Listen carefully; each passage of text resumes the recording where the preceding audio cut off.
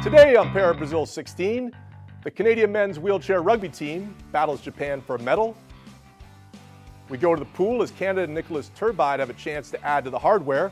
And we take a look at the highs and lows for Canada at the Paralympics. All that and much, much more coming up on today's show.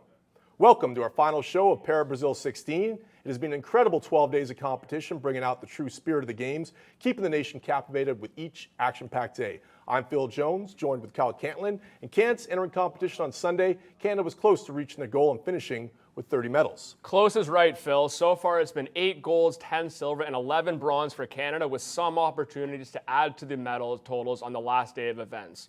Brent Lakatos and the team in the 4x400 relay still had a chance at the podium on Saturday, as did our wheelchair rugby team on Sunday. Looking to reach their goal, the wheelchair rugby team hit the court in their bronze medal match Sunday, looking to capture Canada's 30th piece of hardware.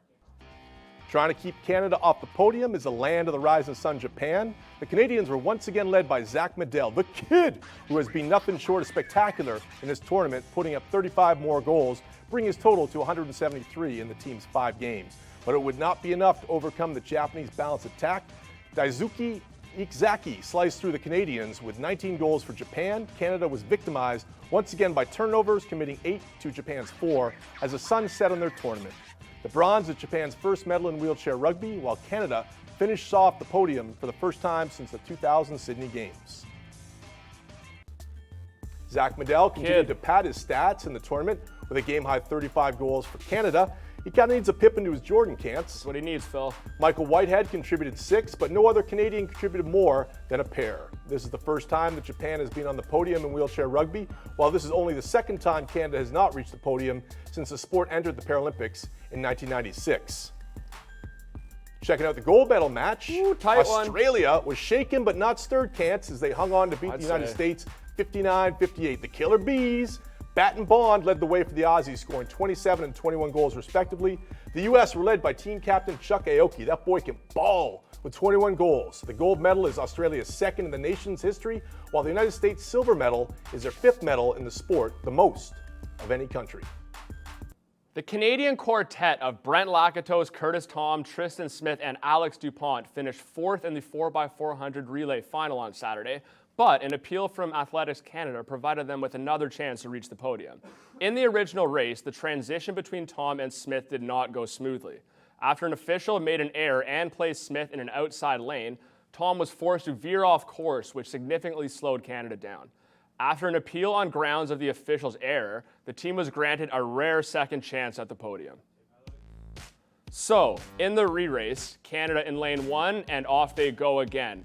Not the best start for Canada, as the beast, Brent Lakatos, is slow out of the blocks, but Curtis Tom and Tristan Smith did enough for anchor Alexander Dupont to cross the finish line in 3rd, securing the bronze for the Canadians. China led wire to wire to win the gold again, while underdogs Thailand just edged Canada for silver. After 2 races and more drama than a middle school dance class, Brent Lakatos takes his 4th medal of the Games. The men's 100-meter backstroke S13 final took place last night. Canadians Nicholas Turbide and the Great Ghost, Devin Cattell, competing for a chance to step onto the podium for the first time. Both would have to keep up with Belarus's Aikar Boki, who had no competition in the water aside from trying to beat the world record in the event. It's his 14th ever Paralympic Games event. He's on the brink of his 11th Paralympic Games gold. And with a silver and bronze to go with that, Aikar Boki is going to swim. Is he going to do it in world record time? There he is. Aikar Boki in world record time claims an historic 11th gold medal at the Paralympic Games, ahead of Denisenko and Turbide of Canada with a fine swim. Boki snapped that world record with a performance of 56.68 seconds. Quebec City native Nicholas Turbide won his first Paralympic medal, capturing bronze in the race with a time of 59.55 seconds, while Gautel finished 8th. Canada had tremendous success in the pool by getting 8 of their 29 medals in the swimming category. It was Aurélie Rivard who dominated on the women's side with 3 gold medals and a set of world or Paralympic records in all 3 of them. Katarina Roxon won gold and Tess Rotliff took home silver, a sign that swimming is in good shape for the 2020 Games in Japan. Benoit Houet, bronze medal in his last Paralympic race, added a Hollywood ending to a storied career. Nicholas Turbide's bronze was Canada's last medal of these Paralympics, but hopefully a sign of things to come for the 19-year-old. Joining us today by phone from Ottawa is the Honourable Carla Qualtrough, Canada's Minister of Sport and Persons with Disabilities. Minister Qualtrough, thank you for taking a few minutes away from the first day of Parliament after the summer break. Well, thanks for having me. As a Paralympic medalist yourself, the progress of the Paralympic movement must be something near and dear to your heart. It sure is. I couldn't be more proud of how far this movement has come and how quickly progress has been made. Minister Phil Jones here. Thanks again for joining us. You're a three-time Paralympic medalist.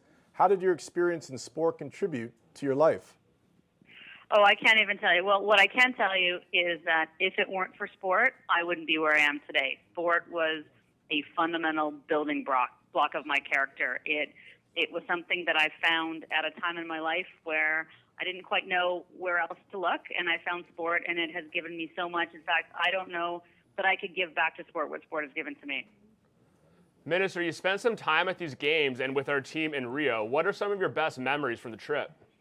Oh my goodness, there's so many. You know, we've got such a dynamic group of athletes who went to Rio for Team Canada with the Paralympics, and my favorite memory, to be honest, was I had the honor of presenting Aurélie Savard her first gold medal, and just the full circle moment of being back on the podium, and this time, you know, giving a gold medal to a Canadian swimmer, first for our team, 28 years later from when I was on the podium myself was pretty fantastic. Minister, I was just on YouTube and I watched some videos from 1998 and 92. I understood that you used some black grease under your eyes like a football player would have. What exactly was the story behind that? Did you come up with that or did someone suggest that for you? That was my coach's idea, and basically in 1992 the pool was outdoors, and I'm extremely light sensitive, and so the fact that there was the pool and the atmosphere was really bright meant that I could barely see at all. Even with what limited vision I had was reduced to practically nothing.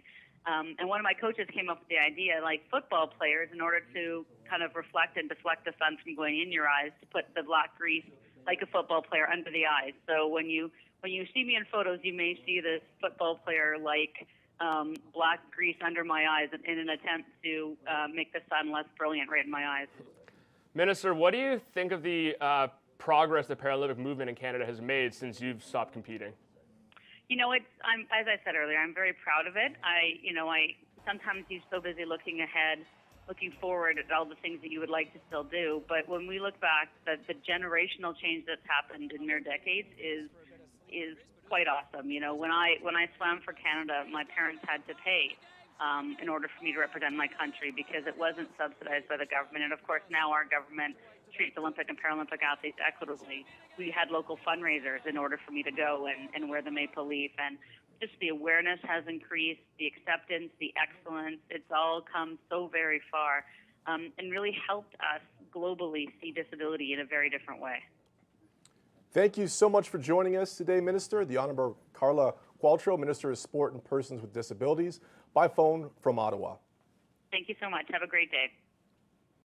For all the successes of the Rio Games, they were marred by tragedy on Saturday when Iranian cyclist Bahman Golbarnejad was killed after a crash in the men's C4-C5 road race in Rio. It is the first time a Paralympian has died in competition. Golbarnejad was 14th in the time trial on Wednesday and also competed at the London 2012 Paralympics. He was Iran's sole cyclist at the Rio Games.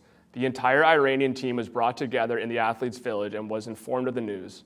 Iran honored their fallen cyclists with a tribute at the closing ceremonies on Sunday and by lowering their flag to half-mast in the athletes' village for the remainder of the Games. The native of Abadan, Iran, lost control on a descent 35 kilometers into the race at 10:35 a.m. local time. The head of the NPC said Golbarnejad lost control and hit the wall at a right-hand bend in the hilly circuit. Immediate medical attention was given to the cyclist, and he showed initially good vital signs, but soon after went into cardiac arrest and succumbed to his injuries while being transferred by ambulance to the hospital. The veteran of the Iraq-Iran war leaves behind one son.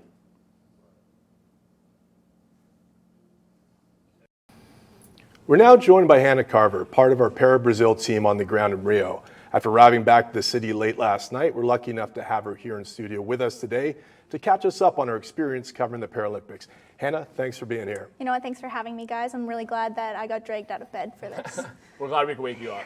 Thanks a lot for being here again. There was lots of talk at the beginning of the Paralympics on the ticket sales, and there was a little skepticism on the size of the crowds and how into the games the crowds are going to be. How did you find the crowd experience when you were there? You know, I was really kind of taken aback because I think the only word to summarize what the crowds were like is loud. Every event, every venue that I went to, the crowds were unbelievable. So it just kind of boggles my mind that there was even a question about ticket sales to begin with. Amazing. What events were you covering when you were at the Paralympics in Rio, and what were some of your favorites? So I kind of covered a wide variety of events. I started out at athletics. I did some wheelchair rugby, did some paracycling, did paratriathlon. I think one of my favorite venues that I got to spend some time at was Copacabana Beach, watching the inaugural paratriathlon event, because there I got to work on my tan while also working on my journalistic skills. So why not combine the best of both worlds, right? Which do you think you worked on more? Clearly my tan. Look Okay. at my skin. What would you say were the highs and lows for Canada's Paralympic team as a whole? I think overall the team aspects kind of got a little bit disappointed. Both men's and women's wheelchair basketball, they were a little bit more higher ranked going into the games, kind of fell a little short of their own expectations. Along with wheelchair rugby, I feel like although they weren't a medal favorite going into the games, they were still kind of expecting a little bit more. But that to be pushed aside, some obviously great feats were had during the games. Brent Lakatos won his first ever Paralympic gold after competing in so many Paralympics already. And that completed his Paralympic rainbow as well, which was awesome. So he got his gold, silver, and bronze. And not to be in his shadow is Michelle Stillwell getting 2 Paralympic golds, in her only 2 events that she raced, which is incredible for athletics. And of course, a name we all have heard many times over the games is Aurélie Rivard, and she did her job in the pool that she was supposed to. So fantastic job indeed, for sure. Now we know it wasn't all work for you down there in Rio, Hannah. What was your most memorable non-Paralympic moment? Well, of course, I just have to throw out a little bit of disclaimer that I did not go down to Brazil to improve my Instagram game, although it did help. You did improve it, though. It did help. It was about 600 posts or so? Yeah, somewhat like that, right? No, I think my non-Paralympic favorite moment was probably a Brazilian steakhouse. If you ever get the chance to go to Brazil, go to those authentic steakhouses because, beyond me. You got to teach me and the audience at home, Hannah. What is a Brazilian steakhouse? So the difference between that and an actual regular steakhouse is that they keep bringing rounds and rounds and rounds of different meat, mostly steaks, where they just deliver a certain cut to your table. You just say yes or no if you want it. And if you're a bottomless pit, it's fantastic for you. Bottomless pits. Speaking of bottomless pits, one of our journalists that was down there, Callum Ferguson, I heard he contributed by eating into some chicken hearts. Is that correct? Yeah, I think the man wanted to get a little bit more heart. Either that or he was mistaken for the mushroom-like texture that it actually had. He didn't know it at the time of consumption. We actually don't know. We have some people working on it. It's a big investigative piece right now. I'll have to look into it, I'm guessing. Yeah, but the man does have a lot of heart now. Hey, Brazilian steakhouse. Sounds like a great time. It was great. Well, we want to thank our own Hannah Carver for providing some unique perspectives on her experiences covering the Paralympics in Rio. Hannah wasn't the only one of our reporters on the ground in Rio, as 15 total from ParaBrazil's 16 team were there to catch all the action from the games. Here are some of their stories. My favorite memory of Rio de Janeiro, besides finding out that the cheese bread at the breakfast buffet was limitless, had to be here at the Velodrome, where I got to talk to Ross Wilson right after he won Canada's first medal of these games. It was a silver in the individual pursuit, and I know he wanted gold, but just seeing him holding that medal and feeling that pride, it reminded me of how awesome it is to be Canadian and how appreciative I am to have a chance to talk to these athletes who've overcome so much to be at this point in their lives, and it's inspiring. My highlight of the games has got to be taking in the judo competition. Coming into the games, I didn't know much about the sport, but after just the first day of competition, I walked away with a grave new appreciation for the sport. It's truly amazing to see one judoka throw another one onto its back within just 5 seconds into the 5-minute round match. It's an amazing sight to see, and it's even more impressive when you consider that all the participants are visually impaired to some degree. What a great competition it was. Well, it's hard to choose a favorite moment from these Paralympic Games. It would have to be when I was at the athletics track. I was so zoned into my story and I was blocking out everything that was going on around me until I heard the Canadian national anthem starting. I looked up and I saw Brent Lakatos standing on top of the podium with tears running down his face and just the pride. It was an unbelievable experience that I'll definitely never forget. Wendy Ann Clark here at the Athletic Stadium. My favorite moment of this Games has been being right here, feeling the energy of the crowd, watching athletes perform to their very best. It's been an awesome experience, really a dream come true, and I'll cherish this experience for a very long time. 4 weeks ago, ticket sales stood at 12% for the Paralympic Games, but a late surge made Rio the second best attended Games in history, with nearly 2 million tickets sold. The closing ceremonies took place at Rio's famed Maracana Stadium on Sunday night, with festivities highlighted by a giant conga line of athletes snaking its way around the cheers of thousands of fans.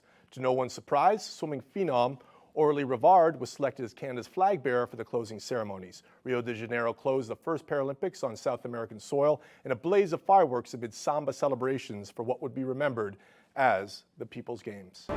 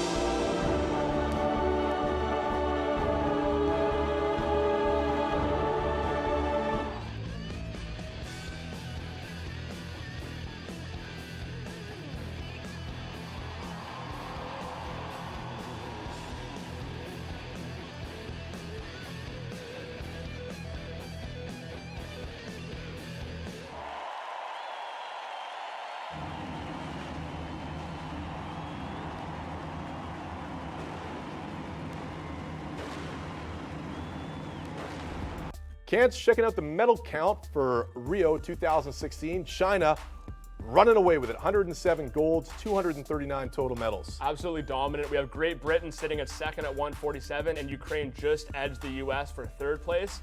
We have to note, of course, the Russians were not here, and they had a solid performance last time. Where did they finish last time? I believe they had 102 medals in 2012 in London. So they would have finished in the top 5 this year, and they were absent. And Canada right on pace with what they wanted. Ballpark 30 medals, 29 medals, 8 golds, which is a medal more than they got in London. So that's definitely improvement, and they did real proud for us. And let's take a look at some of the Canadians and their performances, Cants. We got Aurélie Rivard at 3 golds, 4 total. The beast Brent Lakatos also took home 4 medals, Phil.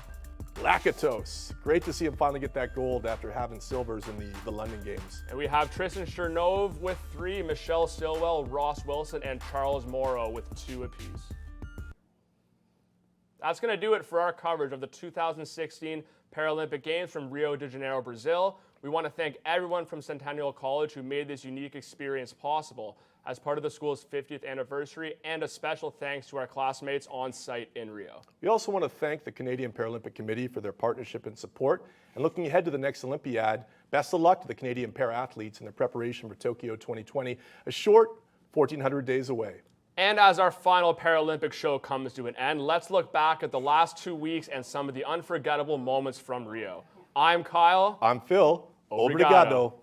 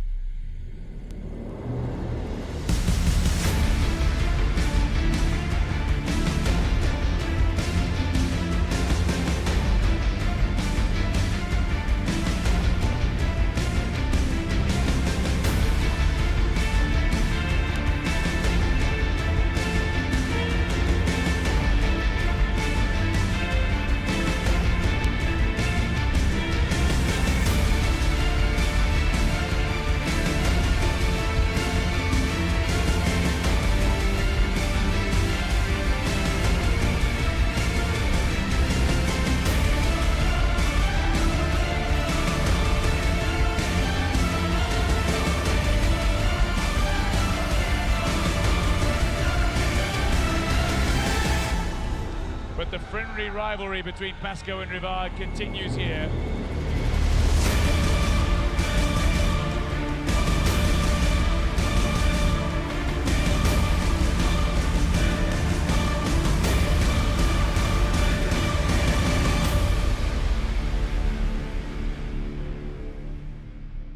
Representing Canada.